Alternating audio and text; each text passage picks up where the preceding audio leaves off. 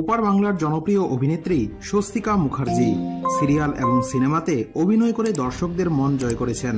সম্প্রতি গত বছরের সেপ্টেম্বরে নির্মাতা হিমু আকরাম আলতা বানু জ্যোৎস্না দেখিনি সিনেমার নায়িকা হিসেবে ঘোষণা দিয়েছিলেন স্বস্তিকা মুখার্জির নাম। প্রায় 8 মাস পর জানা গেল তার বিপরীতে অভিনয় করবেন অভিনেতা শরীফুল রাজ। ইতোমধ্যে সবকিছু চূড়ান্ত করা হয়েছে। সিনেমাটি প্রযোজনায় থাকছে বেঙ্গল মাল্টিমিডিয়া।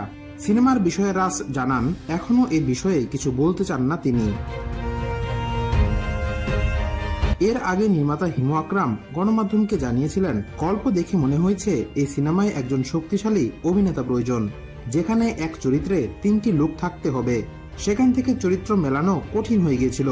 অবশেষে শরীফুল রাজকে নির্মাতারা খুঁজে পেয়েছেন। সিনেমার গল্পটি যৌথভাবে লিখেছেন হিমু আকরাম, মোহাম্মদ নাজিমুদ্দৌলা ও মোহাম্মদ নাজিমুদ্দিন।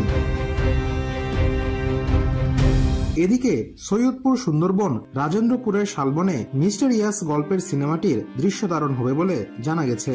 উল্লেখ্য, এর আগে চলচ্চিত্র পরিচালক এফআই মানিক পরিচালিত সবার উপরে তুমি সিনেমায় শাকিব খানের বিপরীতে অভিনয় করেছিলেন স্বস্তিকা।